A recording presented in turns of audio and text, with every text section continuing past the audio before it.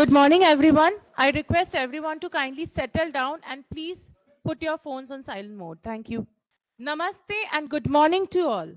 I, Shreya Das Burman, on behalf of Lieutenant General Dushyant Singh, Director General Claus, would like to welcome this August gathering to the talk on Indo Myanmar relations, current situation, and implications for India's security. The program for the day is as flashed on the screen.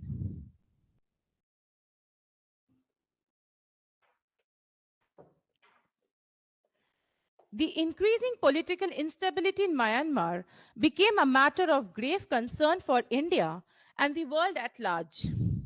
The Civil War, or the Myanmar Spring Revolution, and the People's Defensive War became an ongoing conundrum following Myanmar's long running insurgencies, which escalated further in response to the 2021 military coup d'etat and the subsequent violent crackdown on anti coup protests.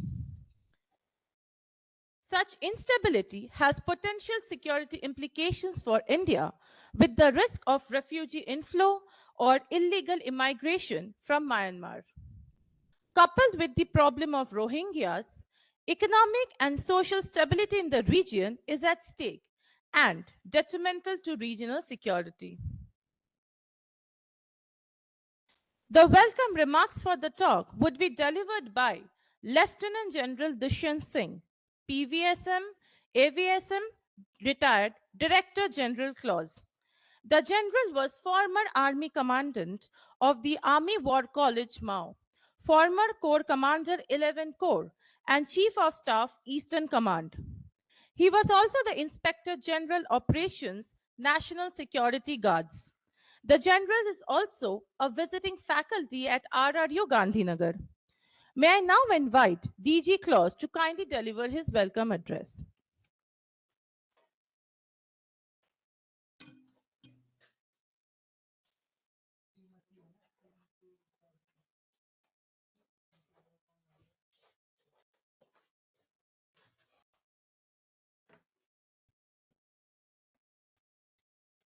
A very good morning to all of you and a warm welcome. Dear Ambassador Gautam Mukhopadhyay, General Kalita, DGBR, General Nair, distinguished guests, esteemed attendees, ladies and gentlemen, a very good morning to you. It is with great pleasure and honor that we welcome you all to this seminar on Indo-Myanmar relations, current situation and implications for India's security. This event promises to be an insightful exploration into a critical aspect of our national strategic landscape. We are privileged to have with us today three eminent personalities whose expertise and insights will undoubtedly enrich our discussions. Former Ambassador Gautam Mukhopadhyay brings a wealth of diplomatic experience and nuanced understanding of bilateral relations. Joining him are two distinguished military leaders, Lieutenant General R.P. Kalita, former Army Commander, Eastern Command, and Lieutenant General P.C. Nair, current Director General of Assam Rifles. Their vast knowledge and perspective of the subject and the issues that confront us due to the explosive internal situation that prevails in Myanmar and its deep impact on internal security of our country, largely in the border states of Manipur and to some extent in Mizoram and Arunachal Pradesh, will undoubtedly shed light on the security dynamics in the region. We are also honored to have in attendance serving and retired senior officers of the Indian Defense Forces, members of the academic fraternity, and fellow think tanks. Your presence underscores the importance of our discussions today and reflects your commitment to fostering deeper understanding and collaboration in matters of national security. Well, the reason to select the issue for discussion is the extremely volatile situation in Myanmar due to the ongoing Operation 1027, launched by the Brotherhood Alliance comprising three rebel groups, Tang National Army, Arakan Army, and the MNDA or Myanmar National Democratic Alliance Army. The, the screen on in front of you actually depicts the rise of violence which has taken place since the time junta has actually come into power. and you will see the whole area now almost turning red. So that's the kind of internal volatile situation which is there in Myanmar, which definitely has a very deep impact on our internal security also, and as well as the national security. The statement of the junta chief of February 24, in a rare public admission, is quite revealing. But even this, I suppose, is an understatement. He said at a National Defense and Security Council meeting in February that the country is not fully under the junta's control, and went on to say that 198 townships were 100% peaceful, which I have my serious doubts. In 67 townships, security must be of a priority, and that in another 65, it needs a very, very serious security measures to get it under control. Many believe that the conflict has led to exodus of people from Myanmar into the strife-torn border state of Manipur, causing further complexities in the internal security of the state, which is already witnessing a serious unrest due to the Kuki-Meitei ethnic conflict. We also need to take note of the fact that Myanmar army has never witnessed such fierce challenge to its power, probably since their independence. In fact, they are now forced to announce compulsory conscription of men and women to meet the challenges posed by the Brotherhood Army. This is definitely going to have further implications on our national security. Then there is this deep Chinese interest in Myanmar, with the Chinese hobnobbing with both Tata Madao as well as the rebels. And add to this is a layer of the US led interest in the region, which poses further problems for us. The important questions then before us are, which we would like to debate today, is firstly, what will be the impact of the volatile internal situation in Myanmar on our national security? Secondly, is Tata Madao likely to fail in retaining power? And if that happens, what thereafter, and how should India negotiate through this model? Thirdly, what happens to the various joint projects in Myanmar as part of our Act East policy? There are some news filtering out on this particular aspect. Thirdly, what happens to the various joint projects in Myanmar? How do we deal with the external actors like China and the US over the issue of Myanmar without compromising our interests? And fifthly, we need to seriously analyze the impact on the border management, including the issue of border fencing and free movement regime. And finally, how do we go about resolving our internal problems in the region, especially Manipur? As we delve into the intricacies of Indo Myanmar relations and their implications for India's security, we anticipate lively debate, insightful analysis, and meaningful exchange of ideas. Together, we aim to gain comprehensive understanding of the current situation, explore avenues for enhancing cooperation. Once again, we extend a very warm welcome to all our esteemed guests and participants. We look forward to a very, very engaging and a lively discussion. Thank you, gentlemen. Jai Hind. Over to you, Shreya.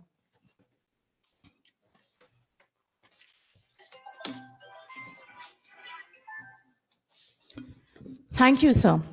Ladies and gentlemen, to start the proceedings of the talk, may I invite Ambassador Gautam Mukhopadhyay. Ambassador Mukhopadhyay served in various capacities in Indian embassies and missions in Mexico, Cuba, France, and the United Nations, the Ministry of Defense of India, and eventually as India's ambassador to Syria, Afghanistan, and Myanmar.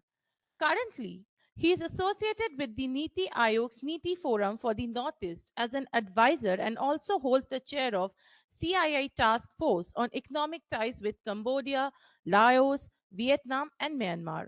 His areas of interest includes Afghanistan and Myanmar, India's Act East policy, and regional cooperation involving South and Southeast Asia with a focus on Northeast of India.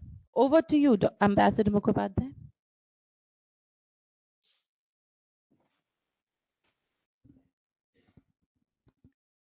Firstly, a very good morning to all of you, especially our distinguished panelists, the Director General of CLAWS, General Kalita, General Nair, and of course, this very sizable and interested audience. First, let me thank DG CLAWS and CLAWS for this invitation to, so to say, welcome and also set the stage for our chief attractions of the day, which is General Kalita, who has held the post of Eastern Army Commander and DGAR, General Nair, who has been really in the hot seat in many ways. And between the two of them, I can't imagine two people uh, in a better vantage point to comment on both the external, internal, and border management issues that I think this entire situation between the Northeast and Myanmar throws up. So, we already have a kind of general introduction given by General Dushyant. So let me just focus on, I think, a little bit of a background of the current situation that we are facing in Myanmar. Firstly, I should make a remark that for a strange reason, starting from the 1960s military coup, the way the military junta at that time itself turned its back on the world, became very isolationist, virtually xenophobic. India and Myanmar have virtually had a kind of a relationship of amnesia. Although we have been civilizational neighbors through history, and even during the colonial period, we actually had a close administrative relationship. India and Myanmar virtually forgot that we were neighbors. In fact, when we think of our immediate neighbors, it's very rare that we think of Myanmar, with whom we share 1,643 kilometers of common border. We think of them as a neighbor. And strangely, that amnesia continues despite Look East, despite Act East, and despite all the projects that we have taken. Till today, we don't have a correspondent or a media correspondent based in Myanmar. Most of the news that we get is from third-party sources. The situation in Myanmar is basically the preserve of a handful of people who are following the issue very closely. And in general, most of the Indian populace, even I would say to a great extent, the informed populace, is in the dark about really what happens in Myanmar. And as a result of which, there's a large degree of misunderstanding about what is happening. The second thing that I would like to say is that, um, the key point is that Myanmar is virtually in the throes of an armed revolution. And this armed revolution really goes back 50 years, or maybe more than 50 years, 60 years, to the first military coup in 1962. A pro-democracy movement has always been embedded in Myanmar since 1962. It has come out in various forms in 1962, very fiercely in 1988. Once again, there were other kinds of movements like the Saffron Revolution in 2007. And finally, we have the elections that took place in 2010-11, and then 2015 and 2021. And this time, the reaction to the what is officially, you can call it an internal military coup in Myanmar, has been fierce. And the big difference between, let's say, 1962, 1988, and 2021 is that from 2011 to 2021, Myanmar underwent 10 years of relatively open democratic rule with media freedoms, economic freedoms. And for 50 years, a populace that was generally subdued, isolated, and by and large suppressed was able to finally, raise its heads. And in these 10 years, a new generation came about, a new generation helped by technology, by Facebook, by the IT revolution, by international attention, diplomatic recognition, and foreign investment that gave tremendous opportunities to the youth. So when in 2021, the military conducted, February 1, 2021, the coup, for the first time in many ways in Myanmar's history, the entire population of Myanmar rose in revolt against the junta, against the military. And although the map, for example, may show you that large portions of the Irrawaddy Basin and Shan State are relatively quiet, as far as the population is concerned, I can assure you that the junta has virtually no support, even in those areas. They might not be restive, they might not be violent, but the sentiment against the junta remains extremely strong. In many ways, what we are seeing today in Myanmar is a kind of new freedom movement. And to illustrate that, I would say that in many ways, Myanmar's freedom was very different in 1948 when they attained freedom. It was very different from the freedom struggle that we had in India. In Myanmar, it was led by the Tamado, in fact, led by Aung San Suu Kyi's father, General Aung San, Bojuk Aung San, who was a great person himself. But it never took on the character of a mass movement or a democratic movement as we had in India, starting with the Congress, then, of course, by Mahatma Gandhi. So it was never a people's movement. In some sense, the freedom movement of Myanmar was, you can say, hijacked, or better still, appropriated by the Tamador, who then thought of themselves as the guardians of the unity and integrity of Myanmar. And they have very fiercely defended that unity and integrity. Very often there is fear about Chinese subversion, but Myanmar has had a long history of resistance also to the Chinese. They are fiercely independent. And in many ways, the Myanmar military molds itself in the image of the great emperors of Myanmar, of Burma, of the past. So I'll just end that sort of portion of the talk, of the introduction at that point, and turn to the present situation, and then, of course, give the floor to General Kalita and General Nair. So what we have had is, as I mentioned to you, 2021 post-coup. The basic difference was that in Myanmar, basically, you've had three pillars and centers of power. There has been the army, of course, all powerful. There has been the ethnic armed organizations, roughly 17 to 20 of them that are still pretty active. And the other sort of third leg of this structure has been, by and large, the democratic or people's or students' movements, in which there is a rich history in Myanmar in the past. By and large, the military has been able to rule by keeping one or the other on its side. So in 1988, when you had a pro-democracy and a very strong pro-democracy movement, whose icon became Aung San Suu Kyi, the military made peace with the many separate armed insurgencies that were taking place along its peripheries. And incidentally, one interesting fact is that while all of them have had a common enemy in the junta, the insurgencies have never been able to get together and form one common enemy. In other words, 17 or 20 insurgencies were fighting their separate battles against the same enemy, but never got together. And in fact, this is inherent in the ethnic and tribal nature of the society, that there is a strong tendency to preserve territory and turf and not share it with others. But one big difference, two big differences that occurred in this particular conflict has been in post-2021, the large majority of Burma youth who first rose up in peaceful resistance to the Myanmar army coup in the form of the civil defense movements, uh, which were violently suppressed. Finally, they took to a kind of armed struggle. And for the armed struggle, they left the cities where they were, they left the villages, and joined the ethnic armed organizations for their training and for their literally military training.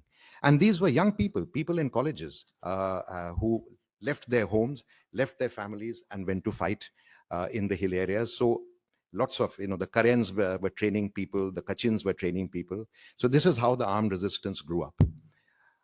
By 2022, if you looked at in terms of territory, they had managed to gain control between the ethnic armed organizations, which are now called ethnic resistance organizations, and the PDFs, the People's Defense Forces, that had mushroomed literally all over the country along and around the townships.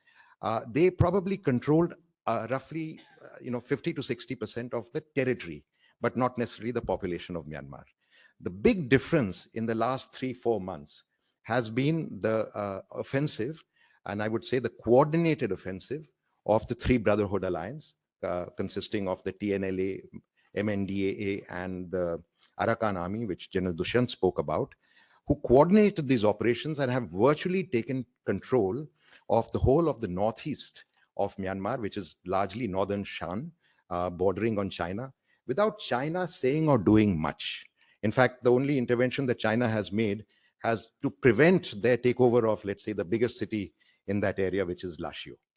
So they've managed it to a certain extent, but they haven't opposed it. And of course, there are other reasons for it, which we can go into in the discussions.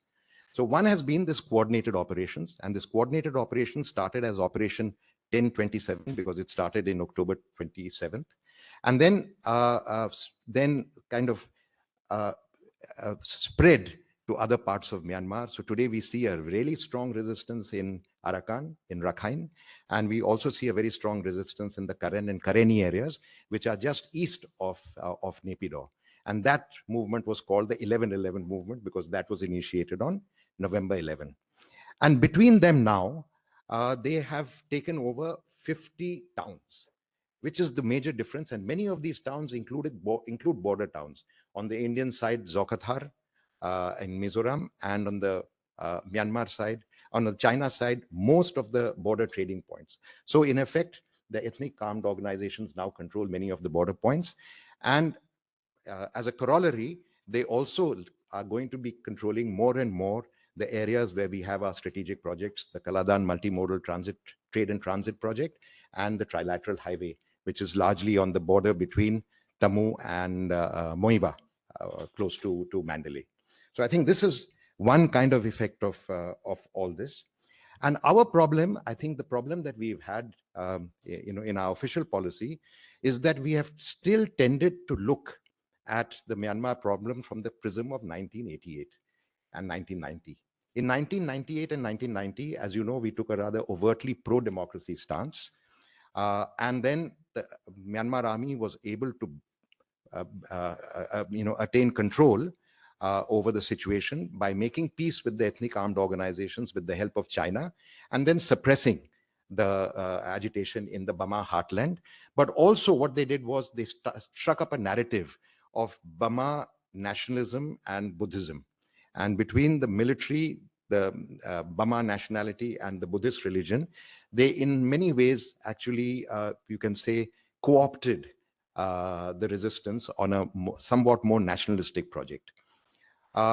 Now, as a result of that, we had to walk back on our pro-democracy stance in 1988, and starting from the mid-1990s, make overtures to the Tamado, that was then led by General Than Shwe. And likewise, General Than Shwe also reached out to India because what he found, and I think this has been a reality in Myanmar, that every time Myanmar has been isolated and pushed to a corner, they have fallen more and more into the grip of the Chinese. And the Chinese grip has been extremely uncomfortable to them. And so many ways you can understand the opening of the military into 2010 and 11 as an opening to get out of the Chinese clutches. They first reached out to India, also to ASEAN, but when they found that that was not sufficient, in effect, they opened out to the West. And subsequently, both the Rohingya crisis and the present crisis has once again isolated them internationally. All the gains that they had made in those last 10 years have been lost. And once again, they are thrown into the hands of the Chinese and secondarily also to the Russians. In fact, the Russians have taken the lead in this in many ways and provided the armaments to support it. By and large, international intervention hasn't worked. The only game in town has been the ASEAN 5-point initiative. That has been a complete failure. The US has largely kept its hands off. They remain engaged mainly on the east through Thailand.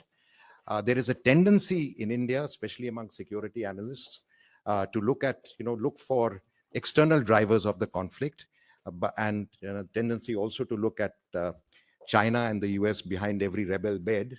But I think that is quite a false understanding of the situation. The Myanmar crisis is 95% homegrown. No rebel movement anywhere is entirely free of some external interest and involvement. And a very interesting fact is that this is one crisis in which China too has been extremely off balance.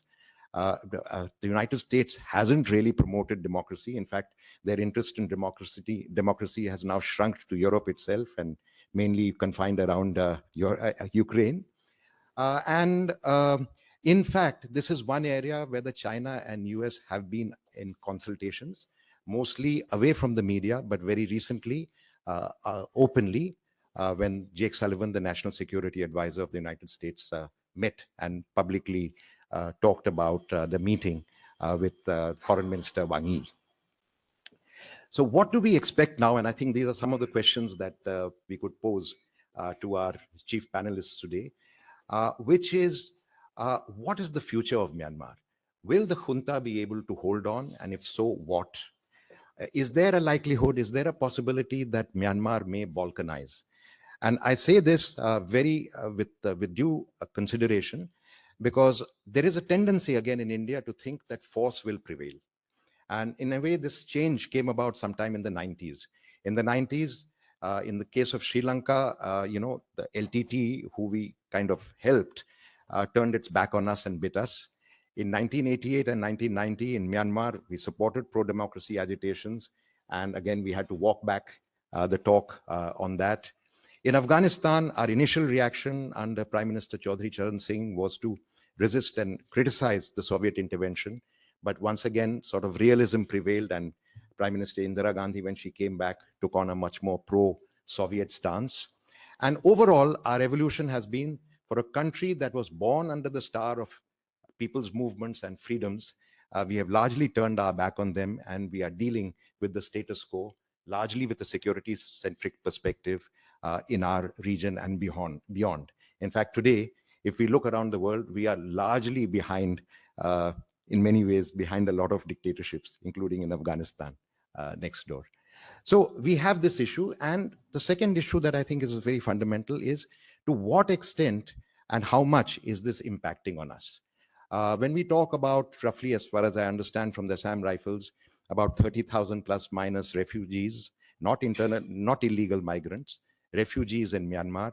And if I understand right, probably not more than 2,000 since 2021 in Manipur, despite the talk about it. If I understand right, the impact so far has been relatively minimal.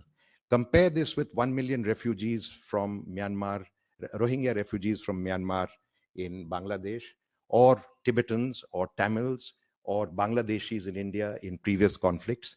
In fact, just one dimension of the conflict, which is so-called refugee impact, is remarkably minuscule. There are other dimensions, illegal trafficking. I think, and once again, we would like to focus a little bit on that. There are the insurgencies. Which are the real insurgencies in the Northeast, and what impact do they have?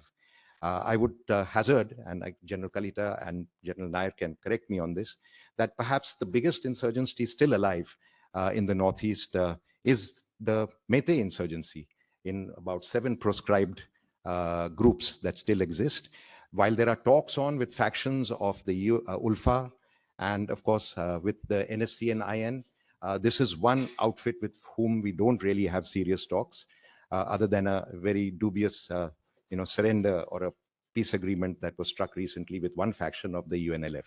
So I think this is the broad sort of canvas that we have. And finally, what kind of strategy should India approach? If the junta is losing control, if there is a danger of Myanmar slipping towards balkanization, if there is such a thing as a national unity government, if there are things like the National Unity Consultative Committee, which is a body underneath the NUG, which brings together all the resistance forces from the CDMs up to the armed organizations that are fighting, who have adopted what is called a Federal Union Charter for Myanmar. So what is our best approach? Is our best approach to continue to back the junta, or do we start steering a course towards a new reality on our frontiers and a new reality on Myanmar, the possibility of a breakup of Myanmar? And is a federal union democracy a better way to protect our interests? Is it likely to succeed, that experiment? Is it a better way to protect our interests? And what are our fundamental interests? I think our fundamental interest in Myanmar is a united Myanmar. That looks increasingly unlikely, but if there is any hope of keeping Myanmar united, it's my view that it's probably through a federal united, a federal democratic union rather than by force. And if that is the case, and we have to hazard some guesses about the future of Myanmar, then what kind of diplomatic initiatives should we have taken? And if we did not take them in the past, what should the diplomatic initiatives be? And I hope our chief speakers will be able to address, I think, some of these larger questions that I'm posing. Thank you very much. Sorry if I've exceeded my introduction time, but I hope we have a good discussion after this. Thank you. Thank you, sir, for the enthusiastic start to the talk. Ladies and gentlemen, the first panelist for the talk is Lieutenant General R.P. Kalita, PVSM, UYSM, AVSM, SM, VSM, retired. He is the former Chief of Staff, Eastern Command, and former Co-Commander, 3 Corps. May I please invite General Kalita to kindly start his talk?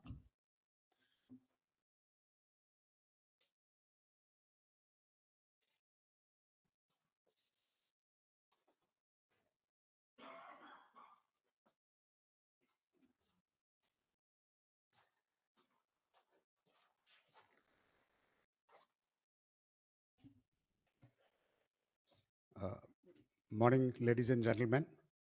It's an honor to be here today to speak on a subject which is very topical, given the current dynamics in Northeast as well as development in Myanmar.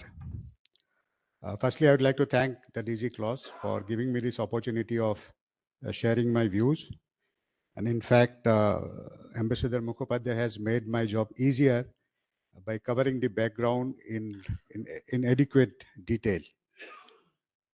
We all are aware that we share about 1643 kilometers of borders with Myanmar and have historical, cultural, and ethnic linkages. And both the countries were at some point of time ruled by British, who, of course, like in all other areas, have left a lot of legacy issues to be resolved by such independent countries in the middle of 20th century. And it goes without saying that the developments in Myanmar impacts the fragile geopolitics of our extremely restive northeastern region. So that is something which we have to keep in mind while developing our approach or our comprehensive plan for Myanmar as well as for the Northeast. And of course, it is the gateway to the Southeast Asia. And if our India's Act East policy has to fructify or it has to be implemented, it holds the key. Similarly, for China, it is also extremely important for China because it opens up the avenue towards the warm Indian Ocean waters. So that's the importance of Myanmar as far as India and China are concerned. As brought out earlier, Myanmar, since its independence, has transitioned through very, very fragile democratic rules and mostly through military rulers. And the internal fault lines have also beset Myanmar with insurgency movement right from its independence. So the military coup in 2021, I would say, has brought out all these contradictions, internal contradictions and fault lines together. And in search for a solution, I don't know when the solution is going to come and in what form it is going to come. It is for us to see. And as far as India is concerned, an instability in Myanmar is not in our interest at all. That goes without saying. Before we come to the Indo-Myanmar relation and its impact on India's security, I'd just like to, even at the cost of repetition, just highlight certain key issues which has an impact or an influence in developing our approach towards Myanmar. The first is the issue of insurgency, which Myanmar has been fighting since its independence. But the type of insurgency as brought out by Ambassador Mukhopadhyay is slightly different than what our common understanding is. Presently, there are almost about 19 active insurgent groups who are active towards the northeast of Myanmar, as also to the western side of the Myanmar. You all are aware of the Kachin state, then the current state, Mon, as well as Shan state, and Rakhine and Chin. All these states have got active insurgent groups, which have traditionally been fighting for some for autonomous thing, some for independence, some for sovereignty. And they have never been united. They have never been united. They have been temporarily having some sort of, common understanding to achieve a particular goal. And thereafter, there has never been any binding agreement between all these ethnic insurgent group that has been operating. If you compare the strength, Myanmar army has got a total strength of about 450,000. As opposed to that, the combined total of the ethnic armed groups is about 2 lakhs. So given the strength and the weapons or whatever they have, they are a viable force, but they have never been united. That is why they have not been able to, pursue their objective. As brought out by Ambassador Mukhopadhyay, the Myanmar army has at times sided or got into their side some of these insurgent groups so that their own objectives are pursued. The second point, what I want to speak about, which has an impact, is the Golden Triangle. The famous or the infamous Golden Triangle, which you all keep talking about. The eastern part of the San state, which borders Laos and Thailand, is known as that Golden Triangle, which used to produce about 25% of the world opium, which was grown earlier. Though since 2015, there has been a reduction in the opium that is grown in these areas of which is commonly known as Golden Triangle. What has happened is now the heroin refining has turned into a more profitable and convenient chemical refining of drugs. And where India comes into this Golden Triangle Connect is the supply of pseudoephedrine tablets by illegal syndicates that are operating in with the help of the Indian insurgent groups, which transports them into Myanmar, gets them refined in this area, and the finished product is again transported through India. So that sort of, that syndicate which is working is also, of course, aided by various armed groups who are operating both in India as well as in Myanmar. And there are also reports that they are being financed by, or the interest is being shown by the Myanmar army, as well as these ethnic armed groups which are operating in this area. In addition to that, the mafias from Myanmar, Thailand, Laos, and China also run those production refineries. So these illegal activities and the fund that is generated from these activities are known as a source of income for all the insurgencies that are active in the areas in Myanmar as well as in Indian Northeast. The next issue is about the Rohingya refugee crisis. We all are aware how it has come into being in 1982 when they were declared as foreigners, and thereafter there was an oppressive regime and some cleansing operation which was carried out, which forced close to 1 million Rohingyas into Bangladesh. Some of them have also come into entered India, and they are ensconced in various places like Jammu, even in Delhi and in Northeast. Now, this radicalization of this Rohingya population which are living within India is a potential threat to our integrity as well. So that is something which we need to keep in mind as far as our security apparatus is concerned. The next issue is the camps which are there of Indian insurgent groups in Myanmar. Because of the ethnic linkages, we are aware that we have the similar people with a similar ethnicity living on both sides of the Indo-Myanmar border. And then all these Indian insurgent groups, whether it is NSCN IM or NSCN KYA or the valley-based insurgent groups, Meiteis and Kukis, all have their camps across, particularly in the Sagae and the Chin region of Myanmar.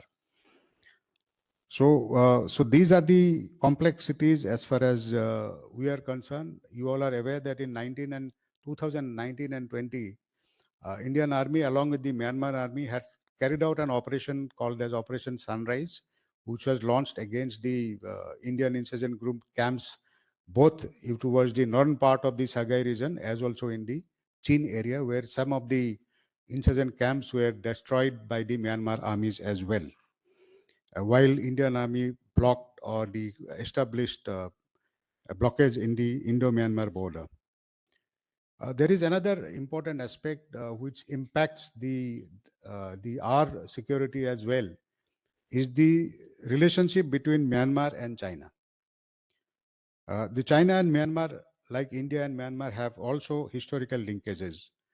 There are a number of Chinese population, people of Chinese ethnicity who were settled in the northern and the eastern parts of Myanmar, which borders between the two countries, and they have very close relationship with them.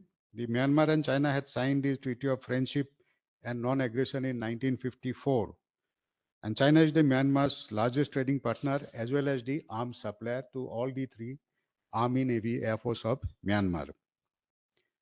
China is, you all are aware, constructing the China-Myanmar Economic Corridor, under which oil and gas pipeline from Chakfu to Kunming has already been completed. Apart from this, there are a number of infrastructure development projects, production hubs, and construction of special economic zones, oil and gas exploration. activities in which China is investing heavily in Myanmar. China is also involved in Myanmar, and it has helped out by leveraging its veto power in UN Security Council and supporting the Myanmar army during various resolutions against the military rule in 1988, in 2008, 2017, and recently in 2021 as well. And China calls its relation with Myanmar as Pok Phao, which means blood brothers. Apart from this, even during the recent military action, there are some reports that China has helped Myanmar with manpower and technology for information warfare and cyber warfare. I don't know how far it is true, but it has been reported widely by certain media. In addition to that, China's involvement in construction of military infrastructure, it extends to the Myanmar's western coast, where it is constructing a submarine base at Omshun Island, which is close to Sitwe. Sitwe is where the start point of our Kaladal multimodal transit point is. As also its involvement in Coco Island, which is close to our Andaman and Nicobar group of islands, is an area of concern to all of us. And countering India's offer of a submarine to Myanmar, China has also recently offered 2 Ming-class submarines to Myanmar. Additionally, like I had mentioned earlier, Myanmar is an all-time consumer of China's military hardware for all its Army, Navy, and Air Force. However, the relationship between China and Myanmar is not that all, hunky-dory. There are a lot of flip side to it as well. And to some, it seems to be a relation of more of a conveniences than anything else, and more of economic in nature. The word traditionally used for Chinese people in Myanmar is called Tayo, which means ghost. So that's the word traditionally the Myanmaris use when they refer to the Chinese. And fundamentally, I'm told, I've been given to understand that the Myanmaris people are very, very wary of the Chinese. They are not very clear about what their aims and objectives are. But we are aware that the isolation and various sanctions by Western democracies have actually put Myanmar in China's lap. That is something we need to be conscious of. And there are some projects in Myanmar of China which has not been looked at positively by the Myanmari population. We all are familiar that the Minson Dam project, which was the largest dam project, that was scrapped during the rule of the NLD. Then the Let Podang copper mine project, which also caught the ear of the locals, and so large-scale protest by the Myanmari population as well. While on the Chinese side also, they have been blaming the Myanmar junta who have been encouraging and patronizing these cybercrime syndicates which are operating in areas close to the Sino-Myanmar border. And China has constructed 2,000 kilometers of high-tech wire fencing along the border with Myanmar, which has become a point of contention between the Myanmari military rulers and the Chinese. And the spillover of the fighting of the ethnic armed groups and the military Myanmar army has also been represented repeatedly by the Chinese delegation. In fact, I was told that an exercise was carried out by Chinese PLA along the borders of Myanmar during the month of November 23 to try and prevent any sort of spillover of the infighting within the Myanmar in the border areas. However, it is also seen that post 2021 coup, the anti-Chinese sentiments have increased mostly among the pro-national unity government supporters. That is a feeling which I got recently in one of the visits. I had interacted with some of the business communities who are based at Myanmar, both Indian as well as nationals of other communities. There is an increasing anti-Chinese sort of feeling among the elite of the Myanmar as well. And we all are aware that the Chinese infrastructure, as also the factories, have also been targeted by the PDF in the recent turmoil which has been going on in Myanmar. Now, I'll come on to the Indo-Myanmar relationship. That's the topic of the day. I will not touch upon most of the informed audience is generally aware of what the trajectory has been as far as the Indo-Myanmar relation is concerned. It is based on historical, cultural, traditional, and ethnic linkages. And both the countries were ruled by the British, as I had mentioned earlier. Along the border, which was the artificial border created between India and Myanmar when the British left, it divided a lot of people of the similar ethnicities in Nagaland, Manipur, and Mizoram. So that created that problem, because of which that free move regime had to be brought about, which allows people to cross over within 6 to 16 kilometers of the Indo-Myanmar border with headloads. And that also, that the FMR has traditionally been exploited by all the armed groups as also anti-national elements on both sides for all types of illegal activities, whether it is a move of the armed groups or illegal gun running or narcotic trading. There are several treaties and agreements between India and Myanmar which guide both the countries to try and work together. And Myanmar is the fourth largest trading partner for India. And for Act East policy and neighborhood first policy, I think Myanmar becomes the key as far as the gateway to the Southeast Asia is concerned. Any sort of Indian interest towards the Southeast Asia has to transit through Myanmar. So that's in our interest that we are able to look at Myanmar from a different perspective. Traditionally, we have been a firm supporter of democracy in Myanmar, but at the same time have also been engaging and maintaining some sort of friendly relationship with the Myanmar army as well. So how far we can go along with this balancing act, given the present dynamics, that's a question I think we need to ask ourselves. We also do have substantive investment in Myanmar, which are getting impacted because of the adverse security situation and the internal turmoil within Myanmar. The Kaladan multimodal transit transport project, which is then the 1360-kilometer long Indo-Myanmar Thailand trilateral highway, oil refinery project at Yangon, are some of these notable projects in which we have made substantial investment. The Kaladan project had made certain grounds, but after 2021, again, it has, the whole construction work has stopped. In fact, when our GOC3 core at that point of time, through Juranpui, we had made specific effort to ensure that the road up to Paletua is constructed. And I think 16 kilometers of the road had started the work. But thereafter, the coup happened, and then that also came to a standstill. I am told it was given to one of the Myanmar concerns by the Indian company, that was IRCON, that was working on that, but that has also stopped. So all these are, this present situation is adversely impacting on these infrastructure project which we had taken on. So what is the present situation in Myanmar? Ambassador Mukhopadhyay had already covered. I think there is complete instability with major part of the real estate not under control of the Myanmar army. It's only the major cities and towns probably that are under control of the Myanmar army, and certain cantonments and military camps, large camps. But mainly the rural areas where the population is, even within the Bamar population, majority population, are not under the control of the Myanmar army. So that is the ground state as far as overall Myanmar is concerned.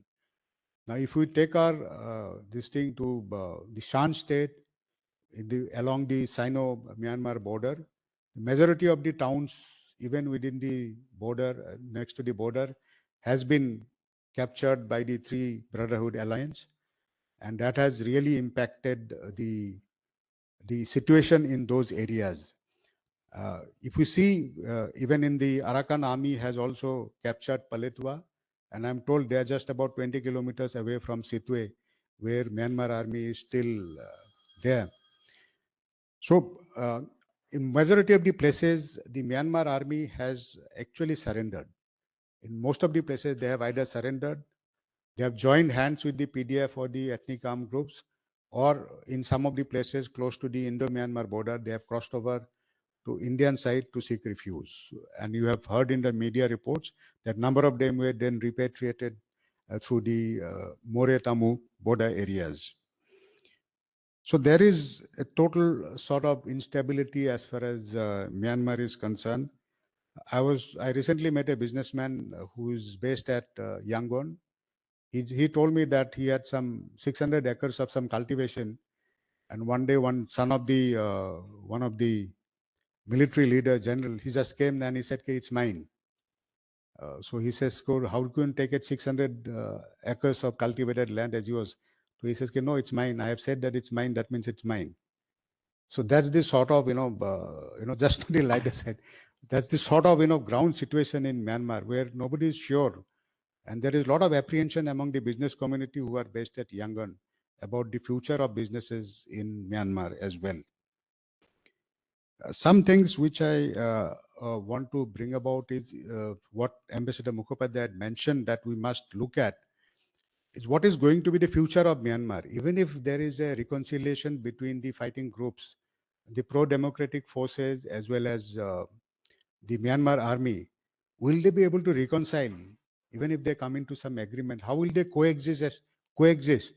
Because for the nation to prosper, it is extremely important that any sort of democratic setup which comes into power in Myanmar has to rely on the Myanmar army, whether to control the ethnic armed groups or to ensure security, stability in the country. Whether they will be able to put together those sort of a reconciliation effort, that is something which we need to see. How they will coexist, these three important stakeholders, the government in power, the Myanmar army, as also this ethnic armed organization. How they are going to coexist in the new formulation of the power sharing or governance, whatever comes about through a process of reconciliation. That's the biggest question, I think, which remains in everybody's mind. There are also reports that there are internal fissures within the Myanmar army as well. There are a lot of people who are against the senior General Min Aung Hlaing, and they are questioning his policies. And there are people in favor of reconciliation with the NUGs. So these internal fissures were never heard of before earlier within Myanmar army. That is an issue. I'm not very sure about how far it is true, but it has been widely reported by the media.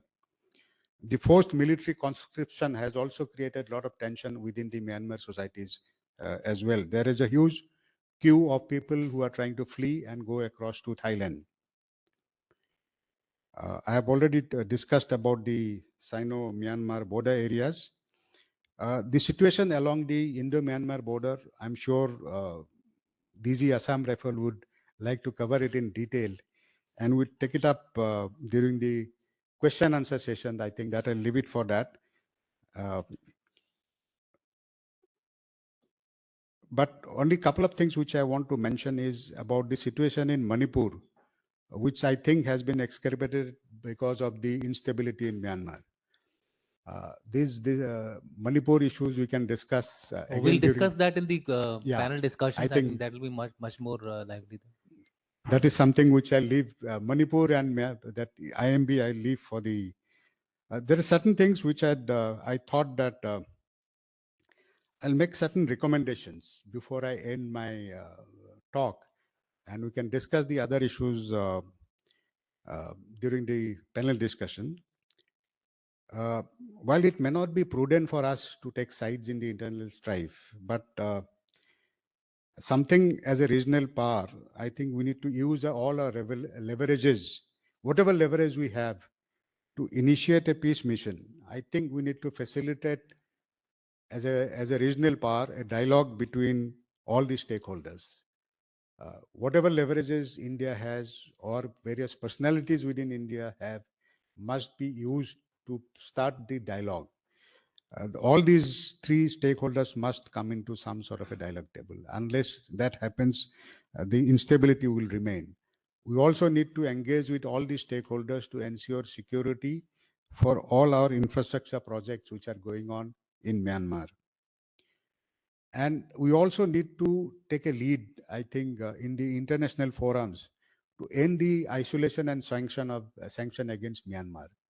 Because the more Myanmar gets isolated by the international community, the more closer it gets toward Chinese, which is not in our interest at all. As far as the border management is concerned, I think the border management needs to be made more robust. We need to develop the requisite infrastructure, which is in terms of border fencing or technologically developed surveillance devices. We need to have a more robust border management mechanism. The strength along the Indo-Myanmar border needs to be increased. There has been certain decisions which were taken at some point of time, which were pended. I think there is a requirement of more number of Assam Rifle battalions to be able to deployed in to manage the Indo-Myanmar border in a desired manner. In addition to that, we have already heard about the abolition of the free move regime, which has been announced by the government. This needs to be done because all these armed groups have been making use of this free move regime to cross over on both sides very, very easily with all the problem associated with it. The border fencing must be completed. Alongside that, the infrastructure close to the border areas must also be completed at an early time frame. Alongside the development along the Indo-Myanmar border, it is also important to integrate those areas within which are part of India. Particularly, I'm talking about South Arunachal Pradesh, Nagaland, Manipur, and Mizoram. Their integration with our national mainstream must be completed. And for that to happen, peace and stability is the prerequisite. And alongside that, we need to ensure infrastructure development and investment in these border areas so that people enjoy the fruits of peace and development, which they see in the mainland, which is not happening in those outlying border areas. I think with that, I have come to the end of my scheduled talk. Thank you, sir. Ladies and gentlemen, we now open the floor for panel discussion chaired by Ambassador Gautam Mukhopadhyay. Please feel free to ask your questions.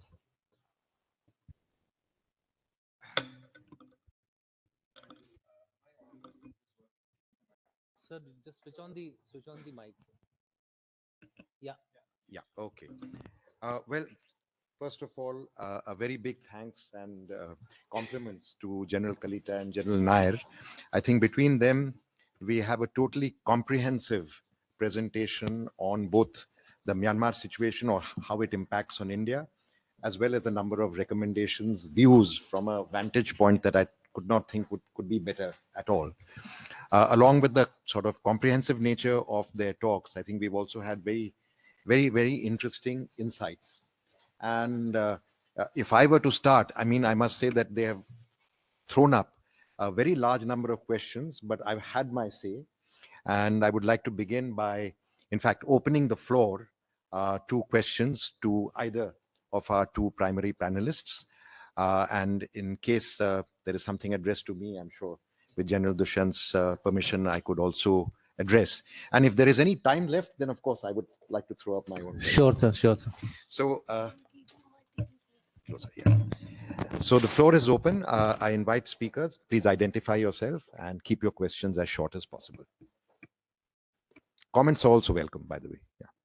Yeah, please go ahead at the back.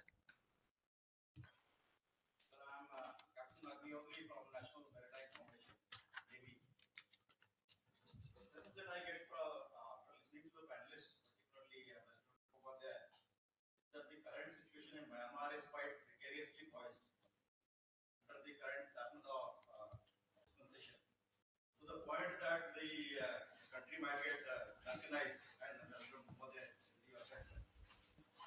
so even if the democratic dispensation could theoretically come back to power, say under Aung San Suu Kyi,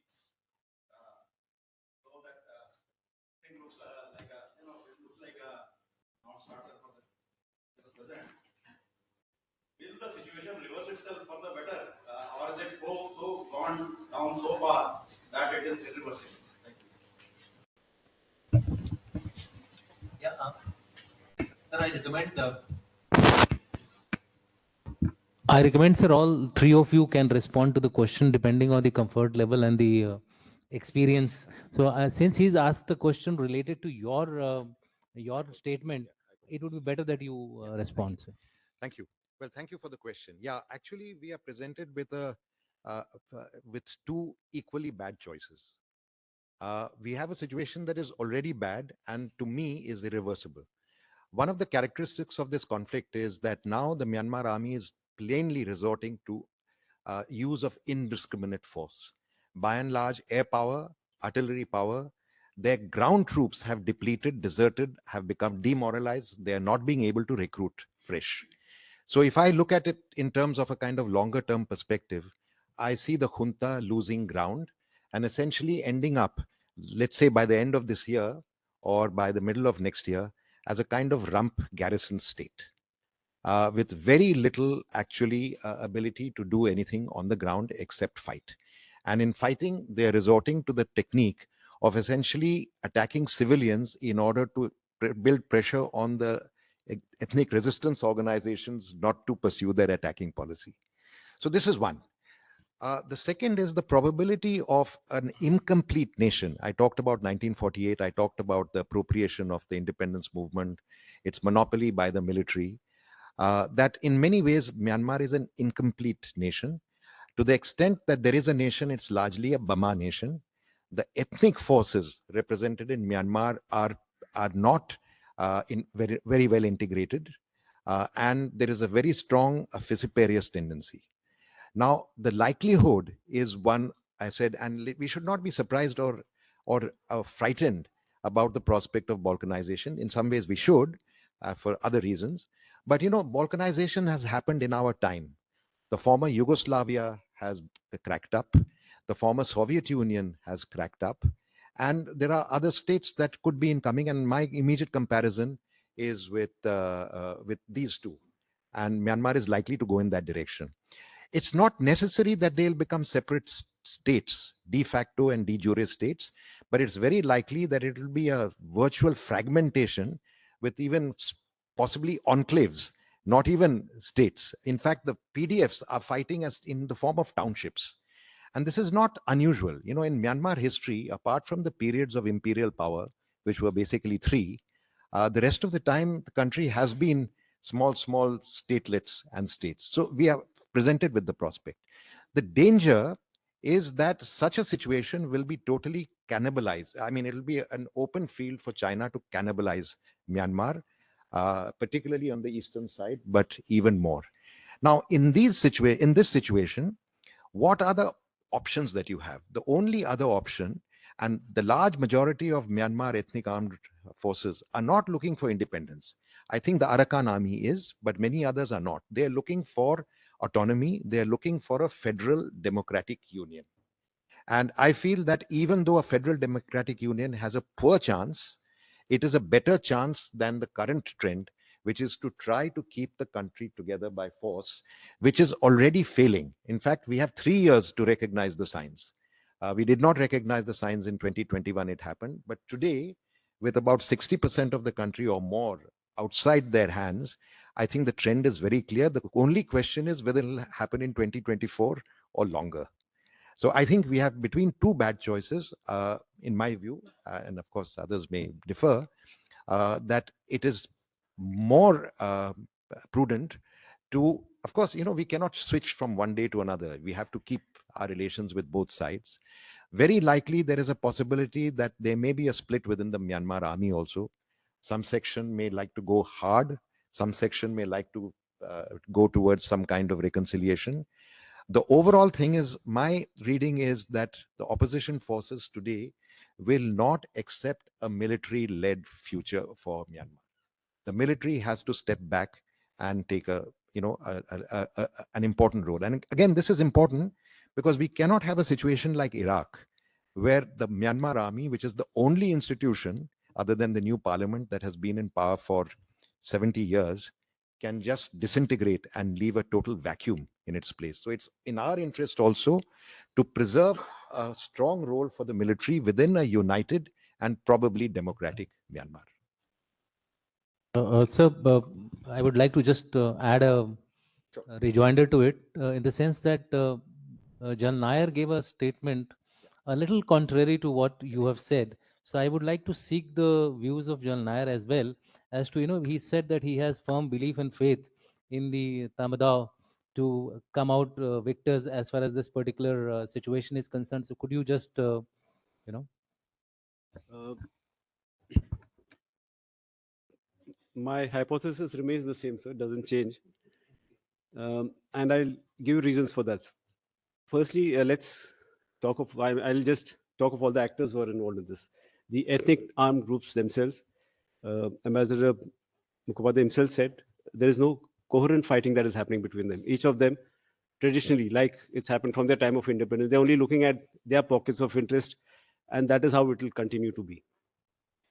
The second player, the NUG, which gets hyped a lot, many people say it's an organization which is more in the cyber world than it is on ground, because of the fact that the Myanmar army Tamadao comes down very heavily on them. So there's no collective organization, there's no government. While there are political players, but again there is no coherence amongst them. Third, of course, is Myanmar army. How it is different from the other armies in the neighborhood is, like again, Ambassador Mukhopadhyay told you, they had a very great role to play in nation building from the very beginning. It all started with the Burmese Independence Army. It was something like our INA, created by the Japanese. The same uh, Burmese Independence Army later on became Myanmar Army, and then they took control in 62.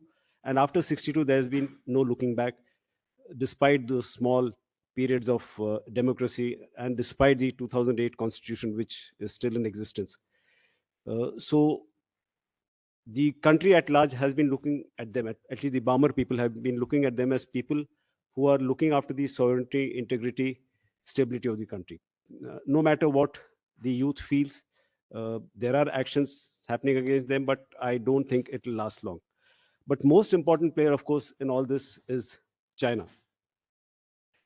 We spoke of the 1643 kilometers. Please don't forget, China has 2,480 kilometers of border, which is even more than us. The CMEC, China Myanmar Economic Corridor, has to run through for its, since Agnitri brought this question up, the two ocean policy. For it, Myanmar is very, very essential. CPEC on that side, CMEC here. They have to get into these. You'll understand this better as a Navy person. So no matter what, China will continue to wield influence over this. There will be small nudges like what's happening on the Chinese border now, but these are all temporary. I think China thinks long term, and their influence will be much greater. we can go ahead with the next question. I think the lady out there.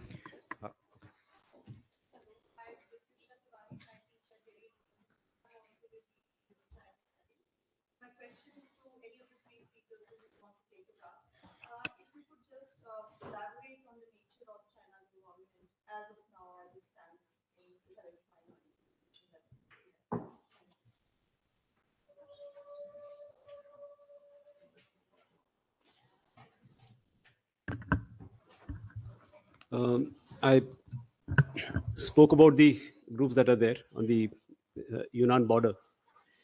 The Chinese are doing a duo play. I mentioned that. While some of these groups are being funded by China, but there are other things also at play here. There's a lot of illegal gambling, smuggling, weapon trading that's happening here, which China has been in some way telling Myanmar to cut down. But Myanmar really doesn't have influence over those areas as much as the Chinese have. So while China's funding them, China also wants a hedge over the Tamadao. And the hedge or pressure tactics can only be done if the Tamadao is on the back foot on this border, which is what it is doing now. But this will not continue for long. At some point, when China feels that Myanmar army will not be able to sustain this, there will be a change. In fact, the first ceasefire with the Three Brotherhood Alliance, which didn't last, was also brokered by China. So that's a clear sign of the fact that China will come into play whenever they feel that something needs to be addressed here. That's my take. So I agree with General Nair that China is having a dual policy. But I would also say that if there is one country in the world that has kept China off balance, it is Myanmar. And the Chinese are also groping. The Chinese may not be a benign player for us. In fact, let's assume that they are a malign player, but they are a rational state actor. And they have their interests, strategic interests in Myanmar and economic interests in Myanmar. They also have extremely good relations, even though they are with the Tamado, through the party and other kind of ethnic circuits.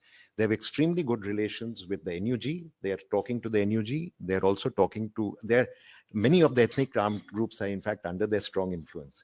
The Wa, the Mongla, the MNDA are particularly strong because at least two of them are ethnically Chinese. But even the KIA, the TNLA, and Arakan Army was virtually incubated by the KIA. And close to that side, so they are also under their influence. China, of course, its primary interest is stability. And for that stability, they have also, maybe like us, depended on the Myanmar army to guarantee and preserve that stability. But if Myanmar goes downwards, then you can be sure they are best positioned to be nimble and to switch sides anytime. And it's very interesting right now, the Arakan army is actually in an offensive position on Ramri Island, where the Chofu base is. There's probably no spot in Myanmar that is more important than Chofu. And the Chinese are not stopping the Arakan army, their own protege, from going ahead with this. So yeah, first preference of China is a united Burma. And I think in that area, on that front, there's a platform for a dialogue.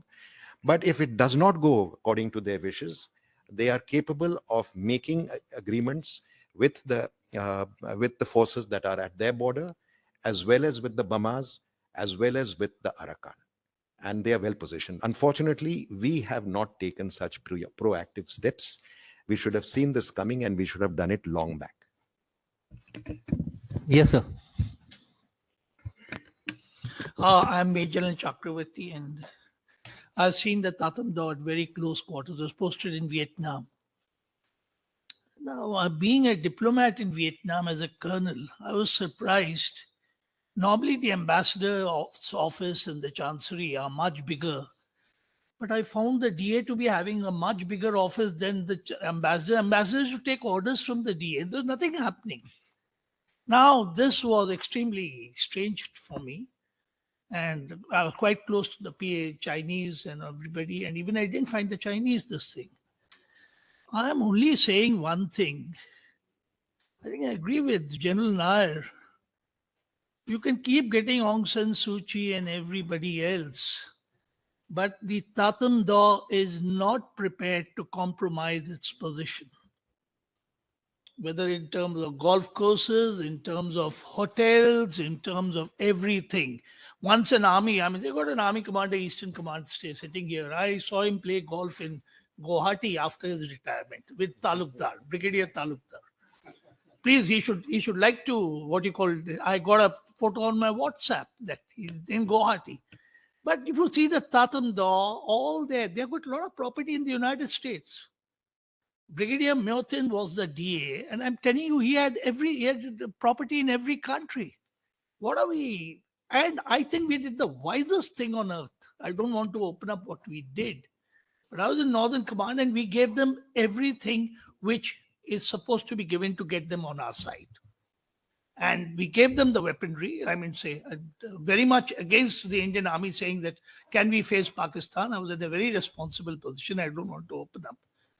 The point I'm getting at is that even she is the daughter of General Long. I mean to say, whether you take Aung San Suu Kyi. So I'd like to ask the DG Assam Rifles, who is really positioned over there, my schoolmate, do you think there is any alternative but for this army? All these groups are fighting. So many people keep fighting. We have fights all over the world, everywhere. We have got killings in the US. We've got Army Commander, Eastern Command. I'm from Kolkata. I mean, so even there's so many things happening. Do you mean to say that anybody can replace the Tatham Daw? I wrote an article on Tatham Daw. for the VIF long ago, and it was a prediction, most powerful force. Believe me, I think it got the maximum hits I've ever got on any issue. It's so powerful a force that culturally it is accepted by everybody. And I think India also accepted it. Why all of a sudden have we suddenly taken a stand where the Chinese have got the upper hand? Can you just tell me, sir? Thank you, sir. I think you have laid out a proposition which is possibly rooted in the experience which you had in Vietnam. But let's see what is the current dynamics, and the panelist Jan Kalita can actually throw a light on it. He has been generally quiet, so let's see what he has to say on this.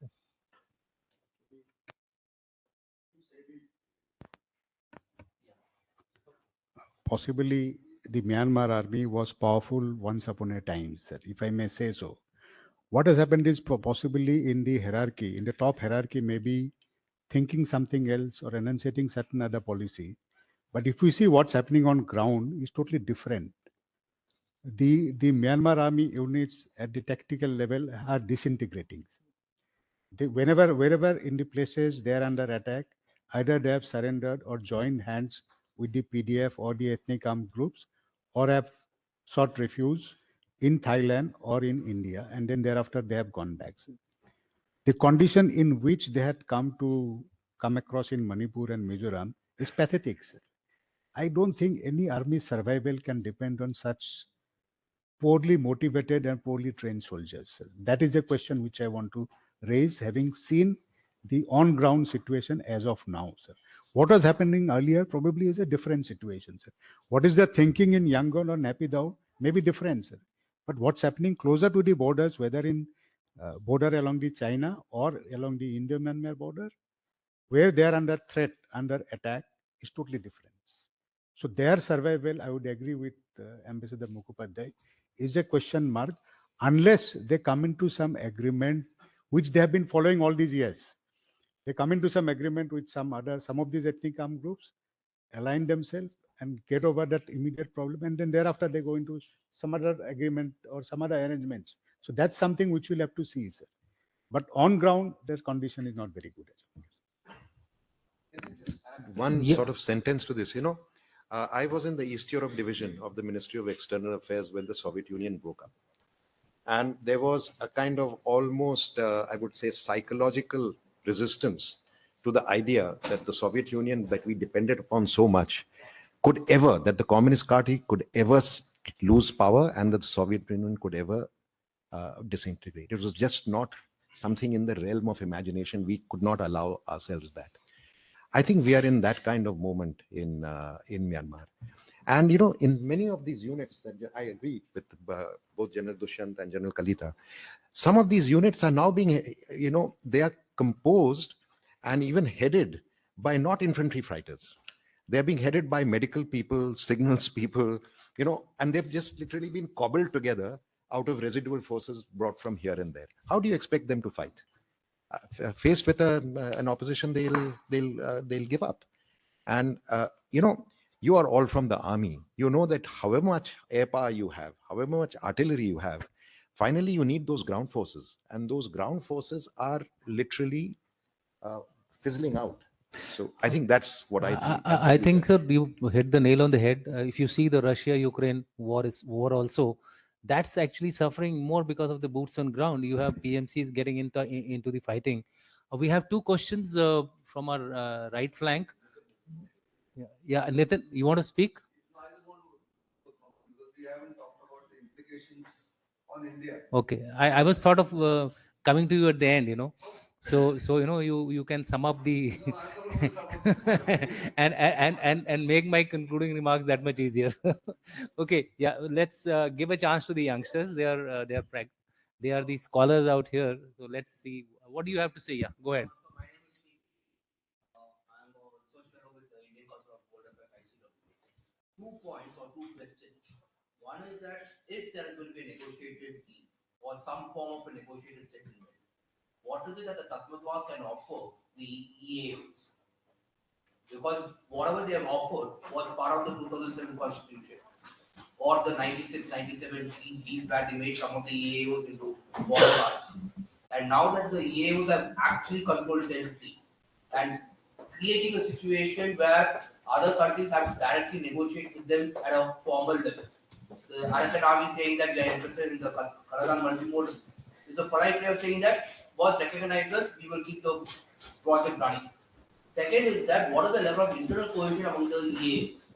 Are they capable of running one semblance of modern day state in the territories they control? Second, are they capable of maintaining peace among themselves? Instead of going back to what we saw in Afghanistan post Soviet withdrawal, where the Mujahideen were fighting each other and gave birth to the Taliban. And it is not a right example, but this is the corollary. Thank you. Yes. So negotiated settlement. I think one of the questioners talked about how uncompromising and rigid the Tamado is. I think that is right. I see the chances of a negotiated settlement very slim, almost negligible. The gap between the two is unbridgeable. There can be no conversation with the NUG or with the ethnic armed organizations that recognizes the 2008 constitution, and the army is not going to give up that position. So I think the chances of a negotiated settlement are next to none, which is why I say that. But on the other hand, however fractious the ethnic armed, the opposition may be, and there are big differences between particularly the NUG, dominated by the NLD, and by the NUCC, which is the National Union Consultative Consultative Council, which consists of basically all the resistance forces, civilian CSOs, labor groups, etc., etc., etc. But what they have done, the NUG and the NUCC and the other forces, they have all agreed on a federal union charter. Oh. So this is a major step, even if we may doubt whether it will succeed, and I also have questions whether they will succeed. At least they are agreed on a federal union charter. What they don't want is the domination of a single Bama leader like Aung San. They want to think in terms of a collective leadership. A collective leadership idea has never worked anywhere. It is very unlikely to work here. These are the probabilities that we face. And so that is the question of internal cohesion. The reality is that in many of these areas, particularly if we are talking about the ethnics, they have been governing for a long time. So what can the Tamadaw give them? The Tamadaw can give them, firstly, a federal union. Secondly, equality as entities within Myanmar. But most of all, they can make a de facto reality a de jure reality. And they're not going to surrender the powers that they have already enjoyed. And they are capable of administration. In fact, the Arakan army, or rather through their proxies, is already virtually governing, administering, including justice in the areas that they already occupy. So I wouldn't put it beyond the realm of imagination. There is at least some degree of maturity amongst the opposition as well. And at tough times, people do come up with options. It has happened in the past also. We have one more question from the lady out here, and then we will go to Nitin after that. Yeah, Anuradha. She is incidentally from Manipur, so she just come back from Manipur, so hopefully she'll bring some question which is of interest to us.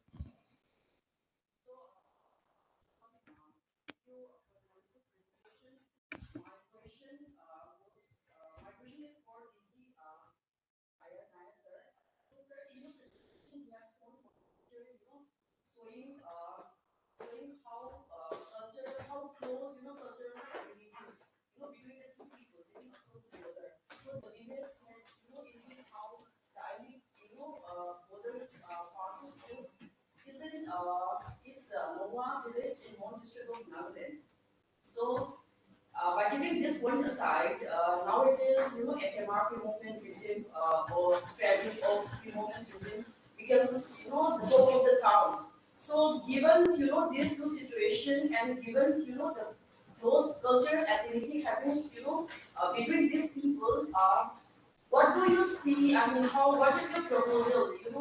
Completely scrapping of FMEC is the best choice, or do we need to redefine FMR in the days to come? So second question is, I mean, redefining or scrapping. This is the question. And second is, in your presentation, you have shown, illegal influx in Manipur, mainly in Utrum and Kamsong district. But given, the current situation happening in Myanmar, the hotspot comes from to Chandpur and More. So how do you see? Is there any, I don't know how are you looking at the situation, and then highlighting, those influx only in Kamsong and through affected as, compared to Kamsong. But what about those influx in More and through Chandpur? So these are two questions. Thank you.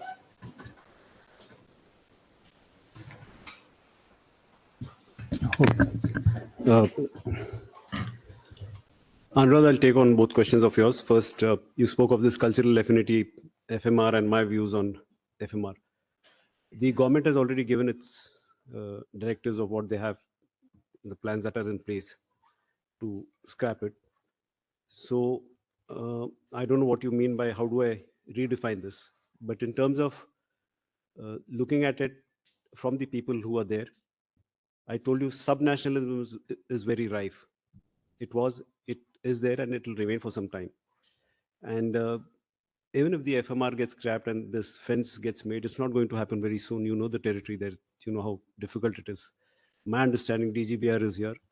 It will take nothing less than a decade minimum to erect this smart, both in physical and smart form. The second is about the refugee influx, that the figures that I showed you. Now let's go a little in the past. People have been, because of this free move regime, people have been misutilizing this free move regime, not just in Manipur, but across. We know of cases where children come and stay for, they do their complete studies in schools. They come for, supposed to come for 14 days, but they stay on for years together. While we as a border guarding force try and maintain records of people coming in or going back, we have no control over what to do. They don't. There are just along the entire Indo-Myanmar border, 1643 kilometers, how many police stations are there? You know, there's just 20 odd way there. It's difficult. But what I'm trying to allude to is the fact that for decades people have been coming. It's not something that has happened overnight, particularly after 1st February 2021. I showed you those figures where I showed you there is a variance because people who are going back are now being counted. Situation in Myanmar, in Manipur, I totally agree with the Ambassador Mukhopadhyay. It's not as alarming as is seen to be. And I've given this to you by fact. Of those people who came to Kamjong, about 5,000 of them, about 1,000 odd have gone back. 1,000 plus have gone back. And it's a thing which keeps happening often. So there the figure remains about 3,800 in Kamjong area. Rest of Manipur, where you talk of Churachandpur, Chandel, all together, our understanding is that there are not more than 1,000, close to 1,000, in fact, lesser than 1,000.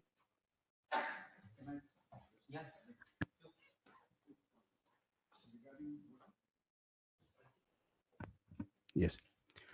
Just 2 points. One is FMR. FMR, when it was started, that time it was needed. And if you look at the various provisions, it is very enabling provisions. But what has happened over the years is it has been misutilized. People have not utilized it in the manner in which it was envisioned. That is the problem. And even now, the free move regime, if it is properly monitored, it still remains an enabling provision because of the people of same ethnicity living on both sides of the border. But this has been misused by the armed groups as also for the people who are carrying out this narcotics trading. That is one point. And second issue is about this refugee. What's happening is we are confusing between the refugees, actual refugees, and the armed groups which are moving in. The majority of the people who are coming in are refugees who have been displaced because of the fighting in the Myanmar, close to the borders. They have been displaced and majority of them go back. Some of them, of course, have migrated to the interiors, to the hinterland, because of the livelihood and the other issues. But those refugees are harmless. The problem creators are those armed groups which are there. Whether it is the valley-based insurgent groups which are camped in Myanmar, they are coming and taking part in all these violent activities which is taking place in Manipur. Even on the other side, even the KNA Burma, Kuki National Army Burma, which is based at Myanmar, they are also participating. Mostly, there are allegations that they are involved in the violent activities which took place in the last month in More and the surrounding areas. So we have to distinguish between the genuine refugees and the armed groups which come in and see who all are involved in creating the instability in those areas. Yeah, Nitin, your turn.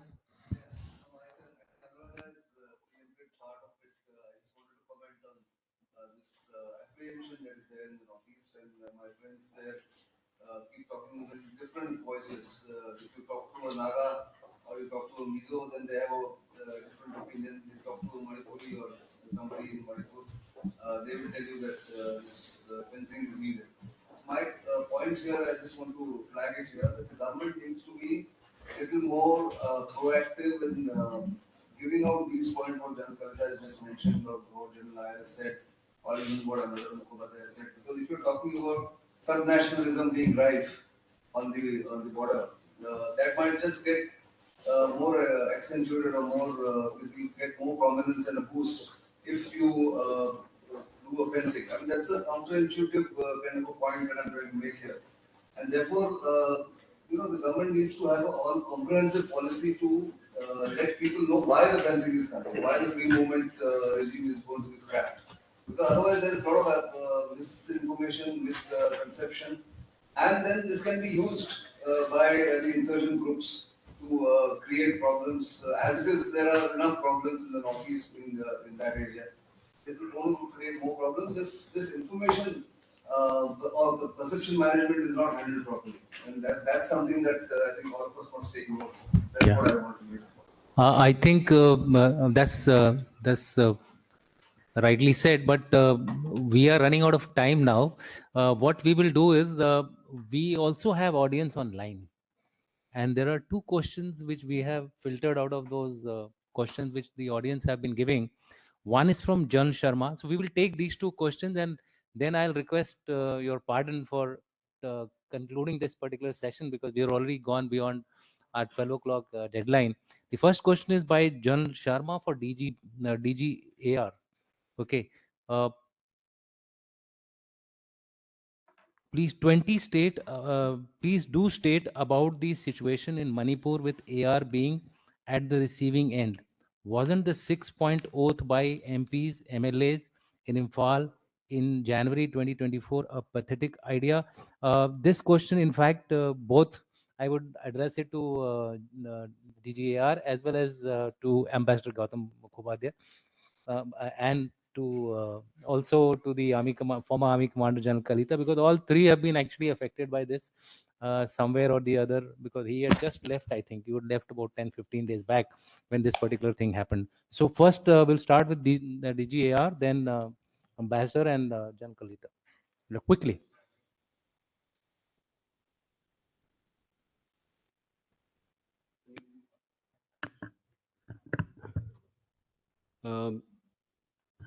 Yes, we have been at the forefront, which is why we have been at the receiving end also.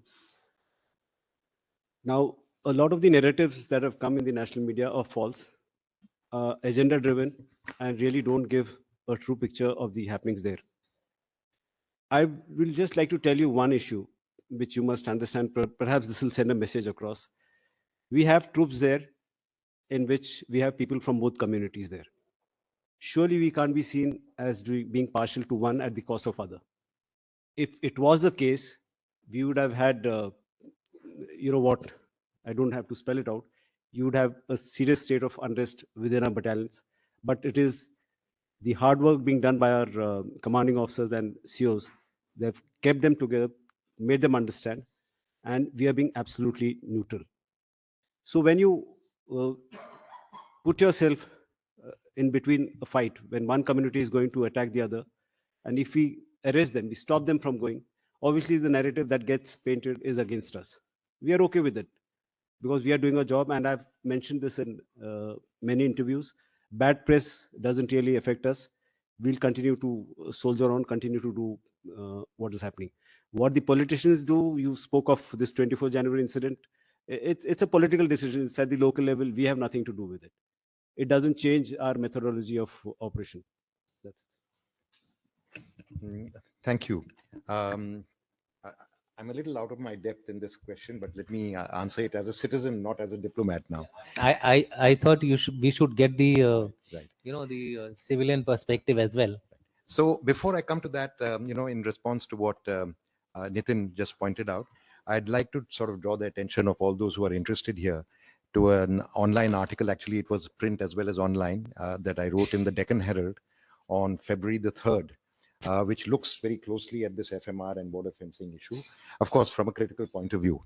And one of the points that has by and large escaped a lot of attention, and if you allow me to please elaborate, is that, the British were the first to draw a line between India and Myanmar, starting from 1886 with some variations that has carried on until now.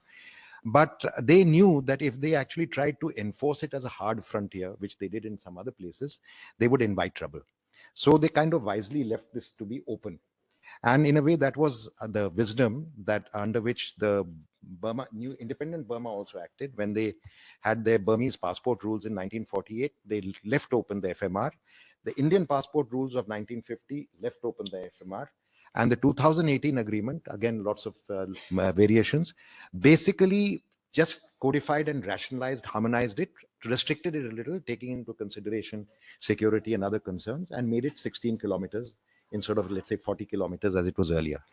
Now, one of the problems that we should be aware of, and this is very much to do with the argument that was made by General Nair, is that the people on the border areas, and I would say most of all the Nagas, they have kind of never accepted this line. To the extent that they have accepted it, it has been under the understanding that the FMR will not be changed.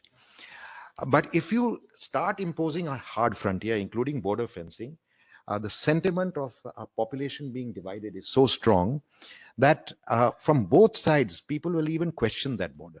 The entire boundary line will be questioned by people from this side saying, no, our boundaries extend up to the Chindwin, and people from other side claiming their boundaries may be extending to this side. So this is something really worrying. Second, the point on this whole migration thing, the line came in 1826, and we are trying to make it a hard frontier in 2024. But historically, for 2000 years, people have moved back and forth. And the FMR regime has actually allowed people to come, study here, go back, maybe work here for a season, go back. It has not compelled them to choose between this side and that side. In fact, if you see the border on Manipur on the other side, the Kabo Valley is in the plains. It is far more prosperous than the hills on this side. So why would people actually leave that? They would leave that because there is more development, health, education, other facilities on this side. So in fact, if you again drew a line, what will happen is people will exercise their choice and migrate, which they are not doing right now. Right now, it's a kind of floating population that has happened historically. On your point about, Sharma's point about January 24, honestly, this may be an overstatement, and I could be guilty of that, but what happened on January 24, I compare with a hypothetical situation when General Bhindranwale was in the Golden Temple. If General Bhindranwale had called all the MPs and MLAs of Punjab and issued a 6-point oath based on the Khalistani agenda, whatever that may be, and the government not even, and the government representatives of MHA being present there on the spot and simply not reacting to that virtual insurrection and taking over the state by a militant armed organization that should have been banned from the beginning, but has been allowed free play. And if the government is happy with that, well, who am I to complain? But I think we should understand that there are comparable situations and its implications would be equally serious. Yeah, Jan Kalita. Yeah, I would like to comment on that Assam rifle being the favorite punching bag as far as Manipur is concerned. But that's because of the sustained narrative that is being thrown, driven by one particular side of the conflict, which we all are aware of. But since I was the army commander during that point of time, and I distinctly remember that on 3rd of May, it was because of the Assam Rifles that we were able to save thousands of lives. People tend to forget the number of lives that were saved. The Meitei population which were evacuated from More and from Churachandpur under extremely difficult and challenging environment. And vice versa, the Kuki population who were evacuated from heart of Imphal, taken to the various camps, and then thereafter transported to safer areas. So those are the things which are forgotten about, because of that narrative which is being driven by one particular side of the conflict. Me and Jal Nair spent a lot of time during that period after 3rd of May, and I had interacted with people from both sides, including the most active Mira babies. I had a sitting with them for almost 6 hours.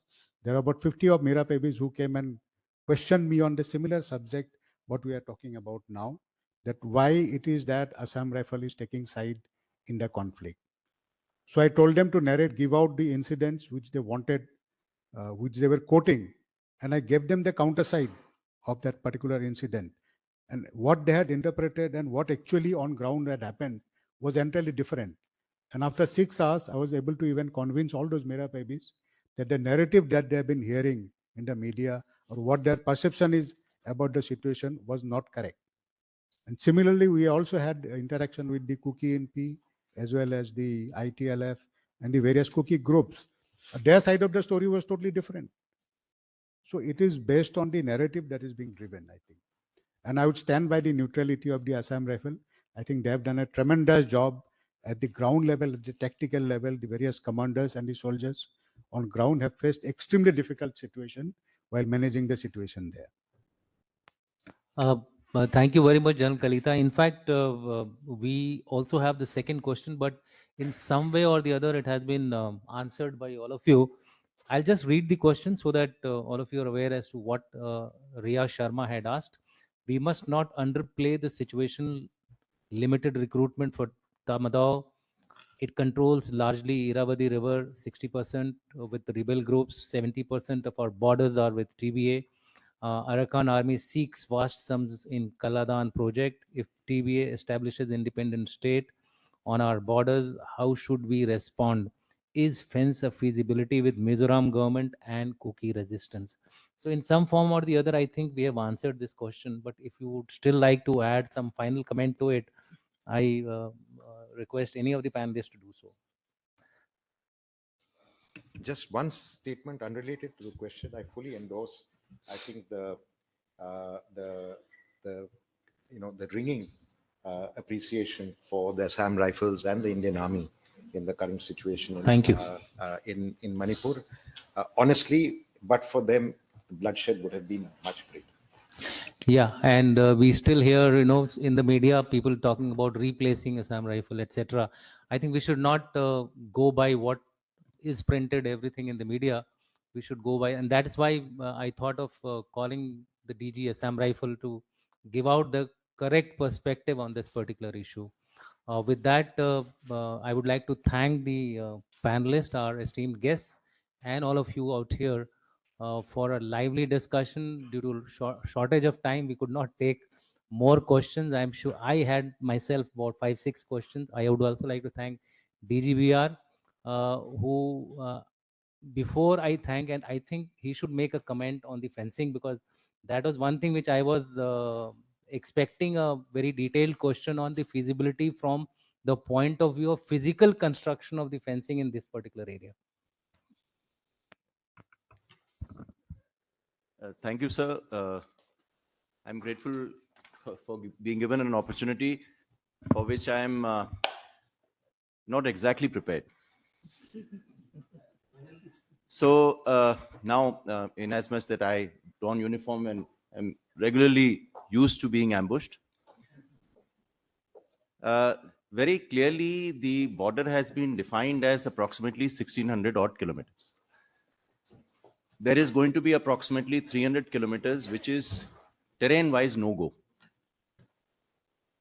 There will be about approximately 1300 kilometers of fence, which has been divided into hard fence as we have seen, and some of it will be a hybrid surveillance system, and some of it will be a surveillance system. So if we are talking of exactly looking at a wall, that is not what is the plan in the present context.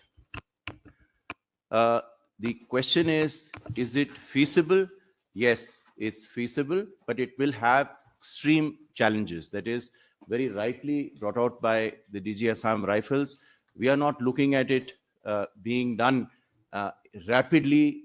I mean, the models that we have are the IB fence, the LC fence, and now we have the Indo-Myanmar border fence. The challenges of the Indo-Myanmar border fence, apart from the security challenges, are those of extremely hostile terrain, the vagaries of weather, and the fact that we have no, almost at most places, we have no approach roads which will actually come in over there. So I think the process will involve getting approach points, move of stores along induction lines, because as anyone would understand, the last habitation, really speaking, where roads exist, can vary from 10 kilometers in Manipur to approximately 70 odd kilometers in Arunachal Pradesh. So this is what we are looking at. I'm not even talking on something which I shouldn't be commenting on, which is an adverse security or political situation which may come across.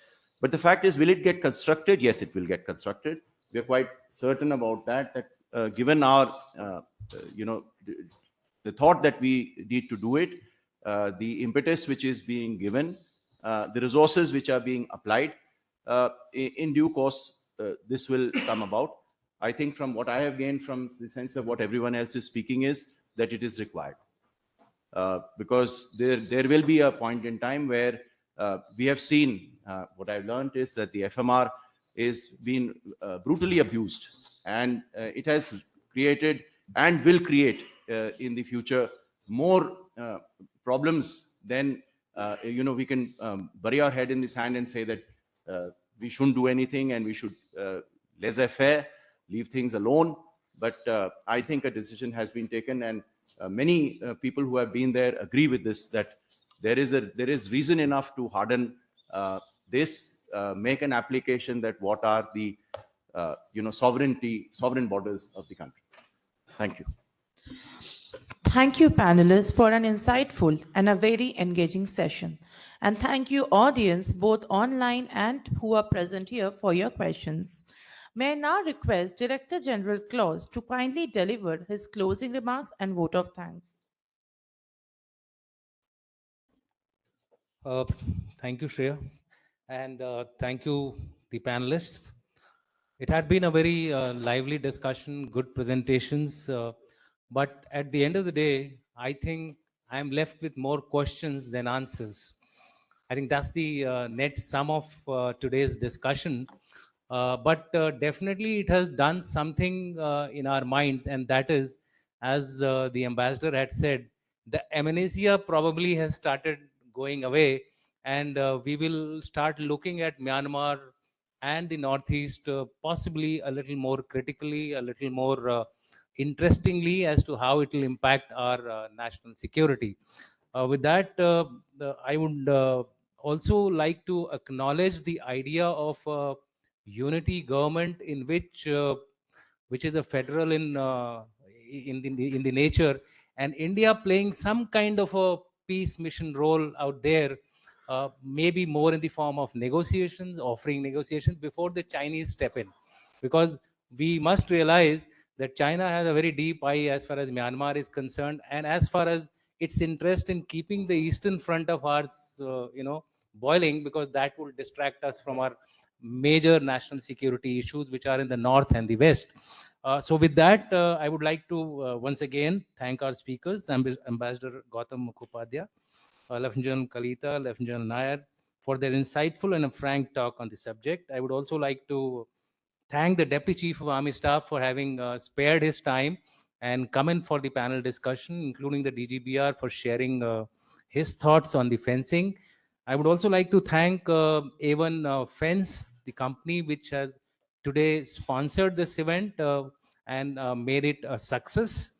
I would also like to thank today all of you who have spared your time and been part of this particular discussion and have made this entire proceeding a thumping success. I hope I'm claiming it rightly, because at least I got that feeling that yes, we have had a very good discussion. Some very interesting points have come up. We will make a hot wash of this and share it with the Army headquarters, with the MOD and the other agencies. As also, we'll put it up on our website so that people who have missed this particular opportunity, they can have a look-see at that. Of course, we'll keep certain issues which are of more sensitive nature not being put on the website. That care will be taken as far as this particular event is concerned. And lastly, I must not forget to thank my staff, whether it was Colonel Pranay, Colonel Amandeep, and the entire research scholars who have been able to make this event a success. I'm talking in terms of Govind, who was the guy who was trying to flash all these things in front of you, and Shreya, who was the master of ceremony for this event. Once again, a big thank you to all of you, and may I request all of our guests to give a standing ovation to the panelists.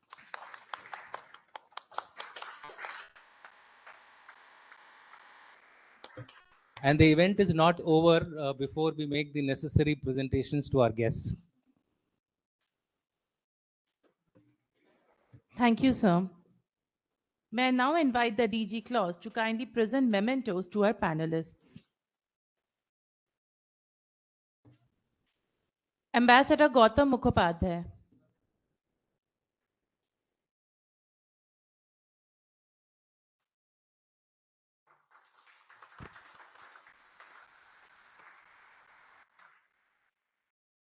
Lieutenant General R.P. Kalita.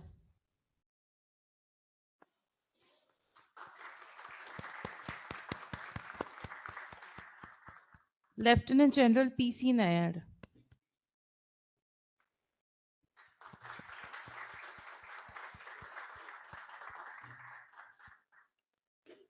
Thank you, sir. Ladies and gentlemen, with this, we now come to the end of the talk. May I request everyone to kindly give a round of applause to our panelists.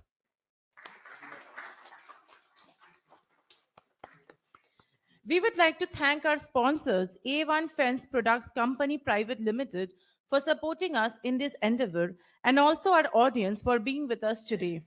We would also be sharing a hot wash of the event on the Clause website, and we reassure that only unclassified material will be shared. May I now request all the panelists to join us in the foyer for a group photograph. And the rest audience are all requested to join us for tea laid out in the adjacent hall. Thank you and Jai Hind.